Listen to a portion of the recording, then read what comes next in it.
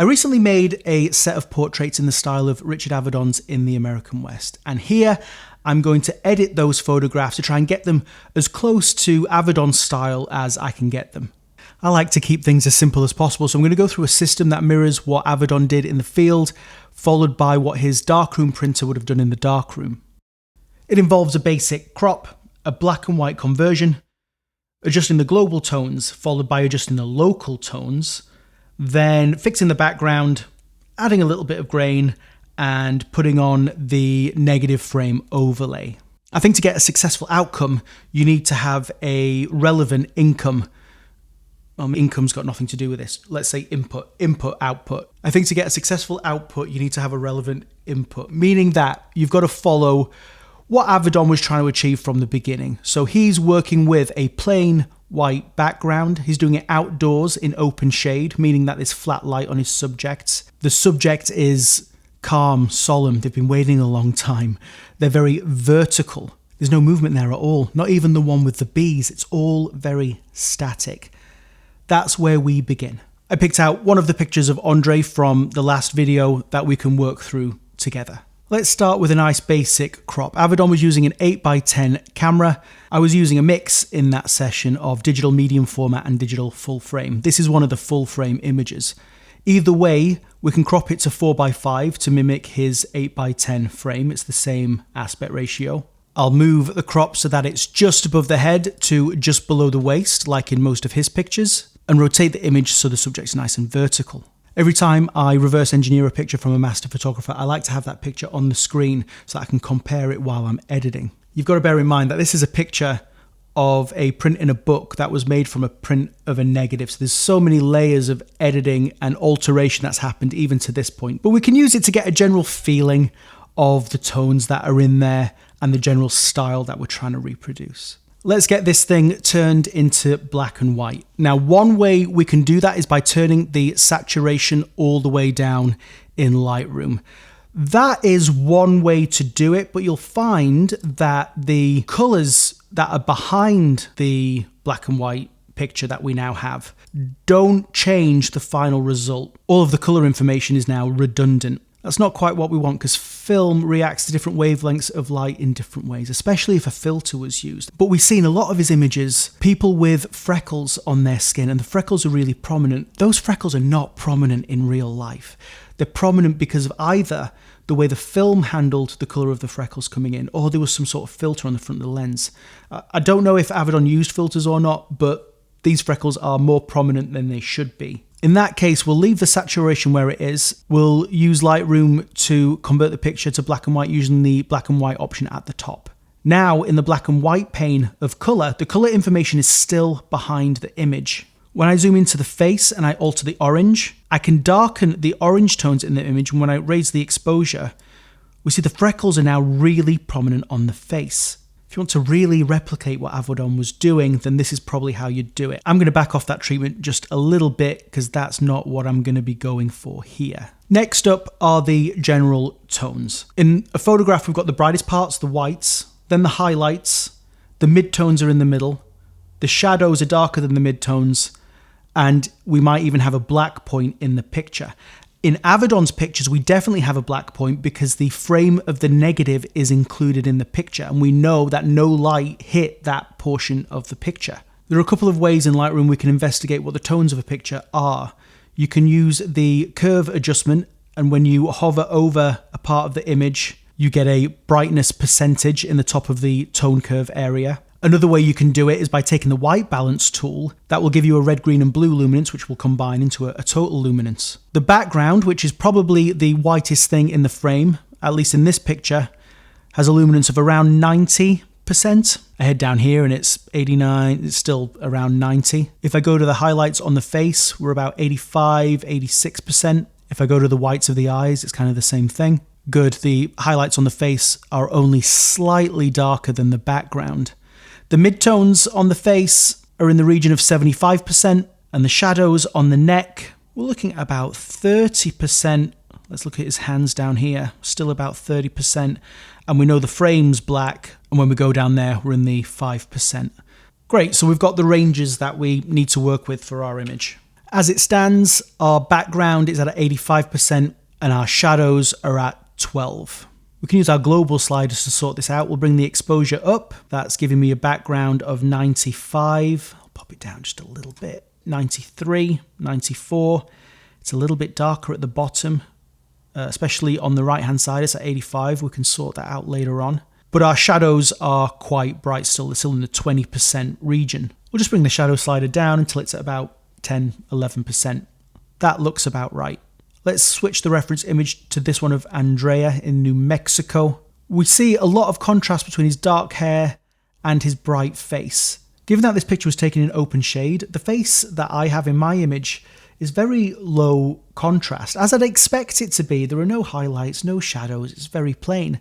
And that tells us a lot about what happened in the darkroom after Avedon took these pictures. There's this image from one of his darkroom printers that shows the tens or hundreds of adjustments that the printer was doing in the darkroom on little areas of the face.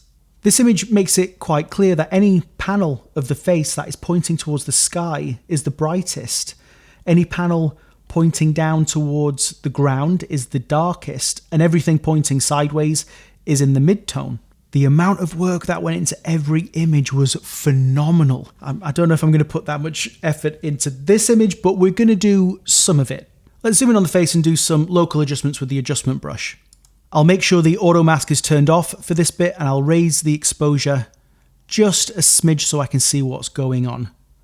I'm using a very soft brush, and just like Avedon's printer, I'm going to go above the eyebrows and lighten it, because I know that those panels of the face are pointing up, and the same with the area under the eyes.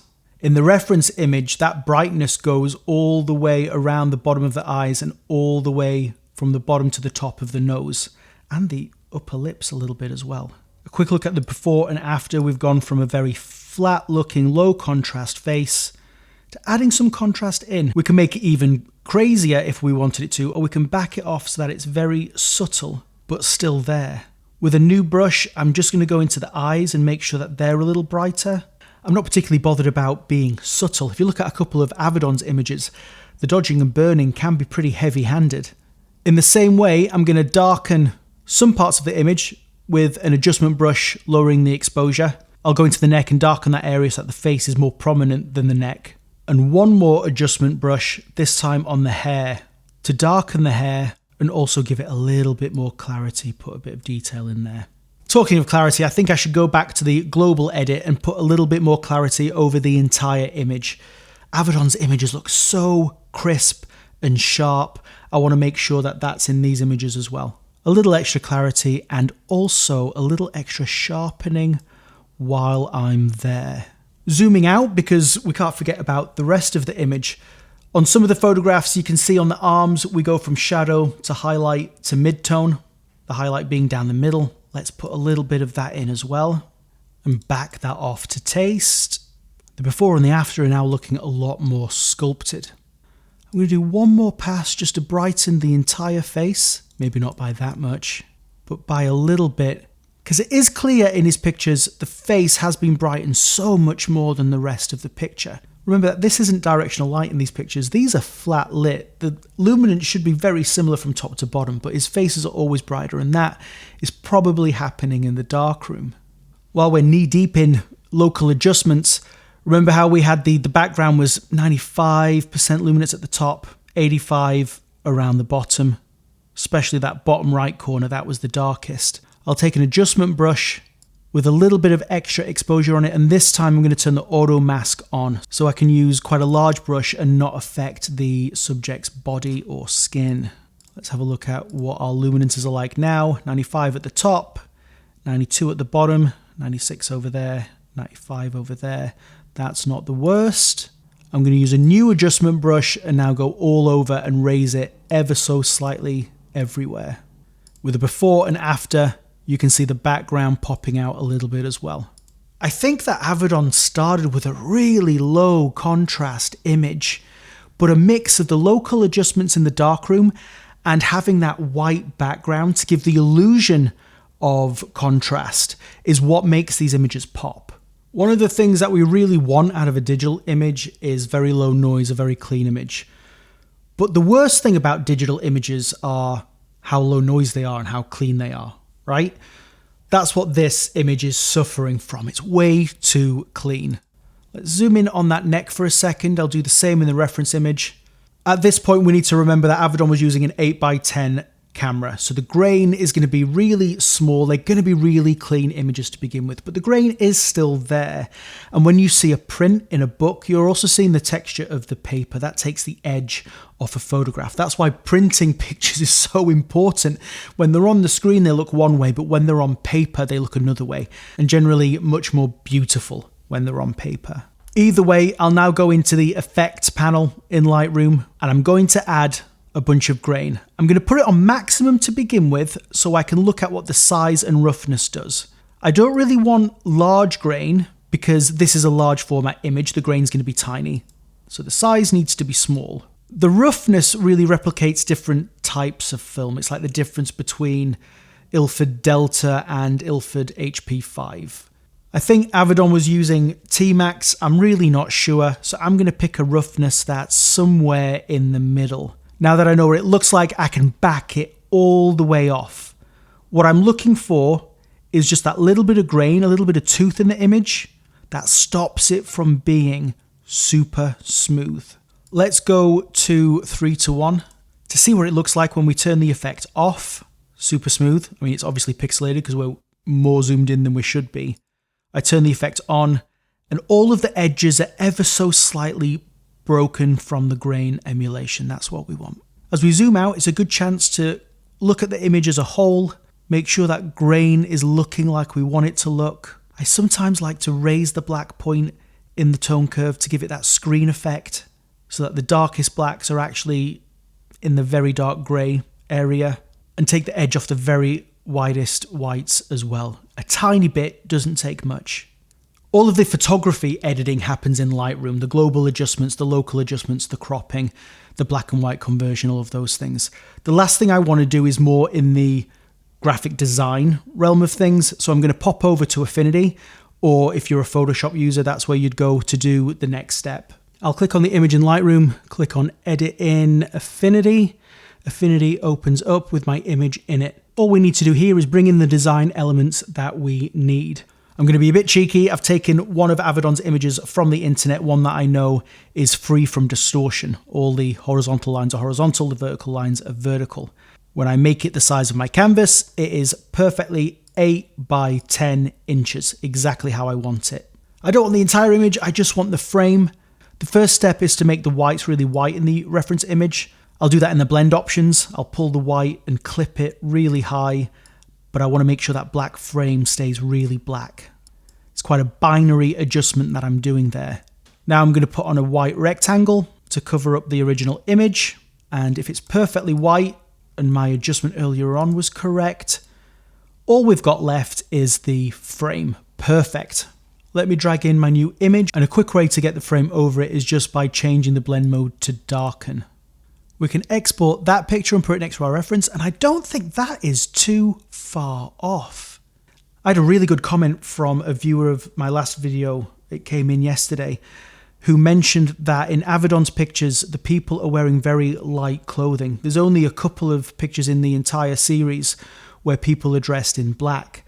So that's a mistake I made in the input stage of the process, having Andre wear black clothing. That makes it look rather different to all of the other reference images that I've been pulling up.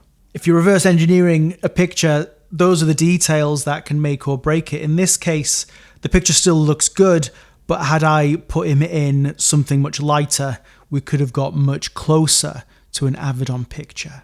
If you've been following along, you can save all of the Lightroom adjustments as a preset so that you can use them again in the future without going through the entire process. It's a good time saver. Avedon's work is a great example of the picture making and the picture editing going together to give the final result. That's what photography is. It's both sides of the process, from setting the camera up to turning the enlarger light off, or turning your computer off in this case. If you've enjoyed going through this edit, and maybe you enjoyed the Jane Bone edit we did a few weeks ago, let me know in the comments, because I'd like to do a few more of these in the future. I've got a few lined up that are all very different approaches to photography and different ways that photographers have captured people's personality or captured their environment in the past. I'm glad you could join me for this one, and we'll catch up again soon.